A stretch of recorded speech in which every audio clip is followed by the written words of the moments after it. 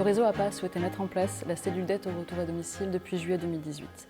Pour plusieurs raisons. La raison la plus évidente, c'est qu'aujourd'hui, la sortie d'hospitalisation d'un établissement de santé quel qu'il soit est le moment le plus important et déterminant par rapport à l'état de santé et à la dégradation de la perte d'autonomie d'une personne hospitalisée. Nous avons identifié également un vrai besoin au niveau de nos bénéficiaires et de leurs familles qui nous appellent de façon récurrente pour avoir tous les renseignements complémentaires pour la sortie d'hospitalisation. La troisième raison est que le réseau APA a à cœur d'aider ses bénéficiaires, leurs familles et que nous avons vraiment une possibilité et un potentiel de mise en place sur tout le département au niveau de l'aide au retour à domicile.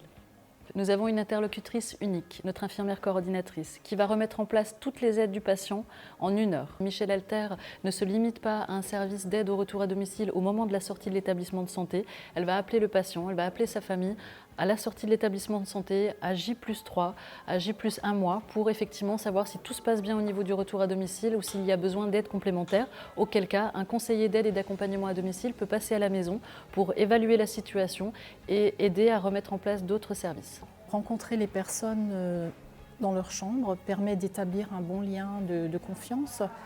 Je consacre quand même pas mal de temps aux personnes. Je leur explique que je suis une infirmière de terrain, que j'ai fait des soins à domicile pendant 22 ans et que je connais exactement toutes les problématiques qui peuvent se poser au retour à domicile.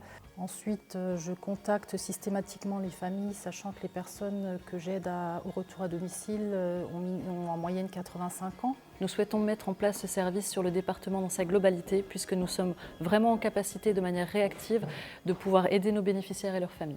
Avec la PAMAD, nous travaillons notamment avec nos 4 établissements de soins de suite et réadaptation. La PAMAD était le premier prestataire de soins à domicile à nous contacter pour travailler en partenariat. C'est tout naturellement aussi qu'on s'est greffé à ce projet, puisqu'on avait nous aussi un besoin de relais au niveau du domicile pour aider les patients à trouver une solution plus rapide et mieux adapté de retour au domicile. Michel Alter joue vraiment un rôle de présentation du service et de lien avec les familles qui aident vraiment les familles à intégrer la démarche du retour à domicile. Maman a eu un début de problème au mois d'octobre 2018. La PAMAD est venue naturellement, je dirais, vers nous et tu avais quand même besoin, je dirais, en plus des infirmières qui viennent tous les jours de la PAMAD par rapport à le lever, apporter les repas. Quand j'ai eu la dame pour la douche, c'était la seule qui me convenait très bien et j'ai téléphoné tout de suite pour demander si c'était possible, si je peux avoir cette dame 1 fois par semaine pour la douche. Et on m'a dit que oui. Donc c'est vrai que je trouve que c'est quand même important d'avoir ce genre de prestations, puisque nous-mêmes, on est paumés.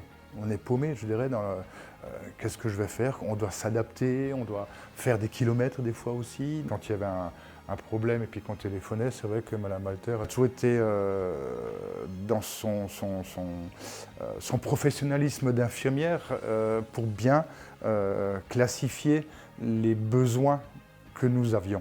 Et c'est vrai que maman a un lourd cursus médical. C'est la première fois que j'ai eu affaire à ce genre de prestations et tout s'est bien passé, tout était fluide.